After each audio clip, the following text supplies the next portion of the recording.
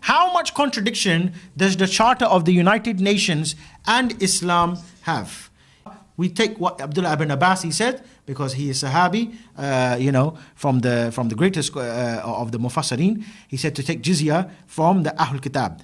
Completely contradicts, my dear brothers, the articles of the United Nations. Article 2, paragraph 1 says the organization is based on principle of sovereignty and of equality to all of its members. Equality to all of its members. Is there such a thing in Islam? Is there equality of faith? If we look to one hadith of Rasulullah sallallahu alaihi wasallam, on the authority of Abu Huraira, Sahih Muslim. So no Sunni Muslim can really argue against Sahih Muslim or Sahih Bukhari. Rasulullah said, don't greet the Jews and the Christians before they greet you, and when you meet any of them on the roads, force them to go on the narrow side of it. And Imam Malik, he said the same thing as well. In fact, Umar ibn Khattab, who Rasulullah sallallahu alaihi wasallam, he said that if there was to be another Nabi after me, it would be Umar ibn Khattab in his own charter, not charter of United Nations, in his charter with the people of Sham, with those Christians of Sham, in his charter was Kafir and Muslim, they're not allowed to wear the same clothes as one another. If the Muslim, he comes out on the day of Eid and he sees Kafir with nice clothes, the Kafir has to take his clothes off and give it to the Muslims. The Kafir, when he walks inside the street, he has to wear a red belt around his neck, and he has to have his forehead shaved, and he has to wear two shoes which are different from one another. He's not allowed to walk on the pavement. He has to walk in the middle of the road, and he has to ride on a mule.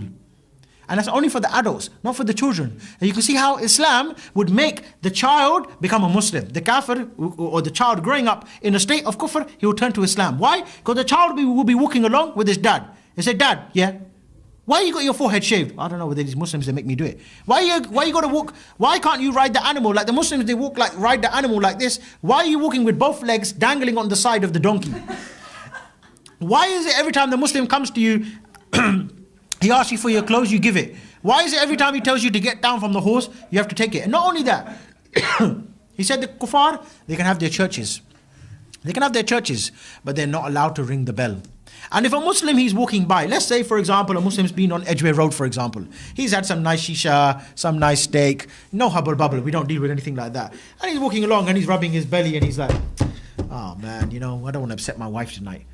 What he can do, he can go to the church, knock on the door, John, let me in. Okay, no problem.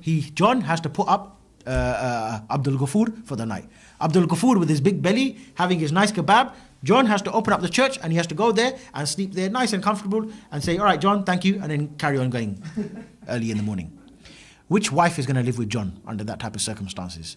What kind of honoring is this for me to live with John and Abdul Ghafoor comes every Friday night and sleeps in our bed as well? Of course.